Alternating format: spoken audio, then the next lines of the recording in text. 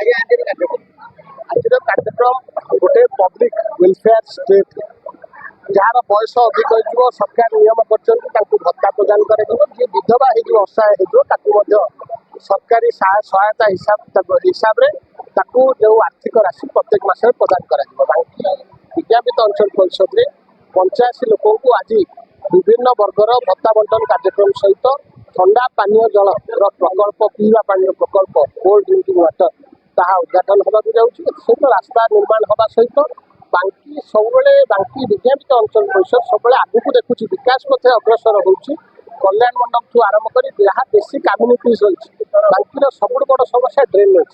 Drainage ସମସ୍ୟା ପାଇଁ ତା ମାଷ୍ଟର ପ୍ଲାନ୍ ମଧ୍ୟ ଶେଷ ପର୍ଯ୍ୟାୟରେ ପହଞ୍ଚିଛି। ଆମେ ଡ୍ରେନେଜ୍ କାମ କରିବା ସହିତ ବସଷ୍ଟାଣ୍ଡ ନିର୍ମାଣ କରିବା ସହିତ ଏନ୍ଏସିର ଯେଉଁ ସର୍ବ ପୁରାତନ ଗୋଟେ ବିଲ୍ଡିଂ ରହିଛି ତାକୁ ମଧ୍ୟ ନୂତନ ଭାବେ ନିର୍ମାଣ କରାଯିବ। ସେଥିପାଇଁ ସବୁ ପ୍ରକାର ନକ୍ସା ସେଥିପାଇଁ ପ୍ରସ୍ତୁତ।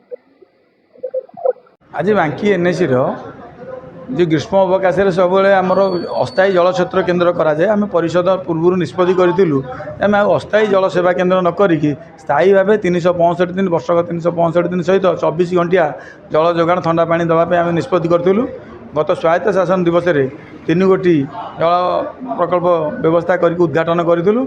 आज 7 गोटी आउ विभिन्न वार्ड आज करूँ। मुख्य जो जो जो जगार होता आगुरी जल सेवा केन्द्र से जगार आम करूँ प्राथमिकता देकी आउ 2-4 दिन भीतर अवशिष्ट वार्ड मानक प्रमुख जगह से जल सेवा केन्द्र जो साधारण लोक मैंने ग्रीष्म समय देखुए बहुल भाव में तार उपकृत होती। ता सहित 2 गोटी रास्ता गोटे खोला स्थान उन्नतिकरण जो बांकी महाविद्यालय सम्मुखें ताकू उद्घाटन एमएलए को द्वारा करूँ। नूतन भत्ता दीर्घ दिन है बांकी एनएसी हो न बहुत लोक अपेक्षार थे। आज 85 जन नूतन हिताधिकारी को मधुबाबू पेंशन योजना दिखाई भत्ता ता सहित प्रधानमंत्री स्वनिधि से समृद्धि जो योजना उठा दोकानी मान अच्छी 15,000 25,000 50,000 3 गोटी कैटेगोरी 3 जन को आज जो योग्य हिताधिकारी ऋण सहायता प्रदान करूँ।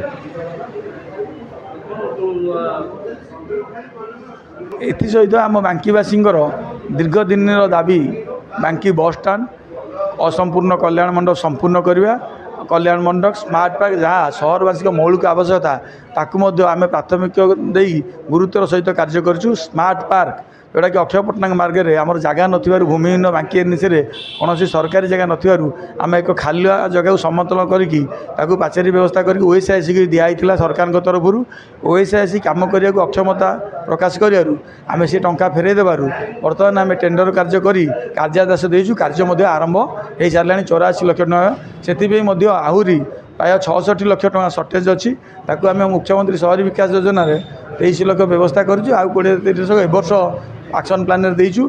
आस्ते आस्ते पर्यायक्रमे संपूर्ण करूँ गोटाए वर्ष भितर सारे आम लक्ष्य रखीचु। जहाँ सहरवासी बहुत दिन माने गोटे ये जहाँ मौलिक आवश्यकता स्मार्ट पार्क जहाँ कार्यकारी हम।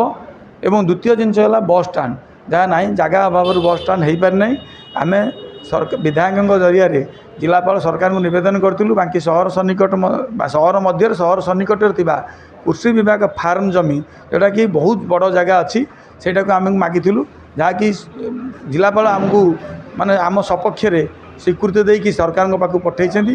राजस्व विभाग एनओसी आने एग्रीकल्चर विभाग को पठे।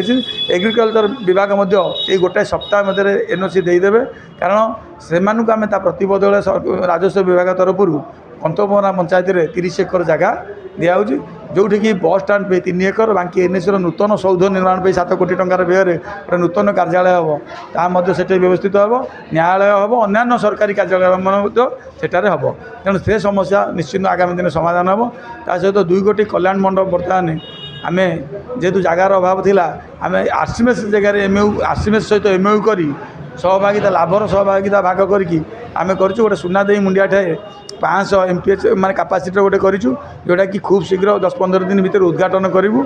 एवं 300 कैपेसिटी जोटा कि 12 नंबर वार्ड कॉलेज सम्मुखें रोचे जहाँ आगामी स्वायत्त शासन दिवस अवसर में करूँ। एसत पुराणा जो असंपूर्ण कल्याण मंडप बहुत दिन दाबी ताकू आम जो ମାନେ ଅସୁବିଧା ଥିଲା କାଗଜପତ୍ର ତା ସୁବିଧା କରିଛୁ।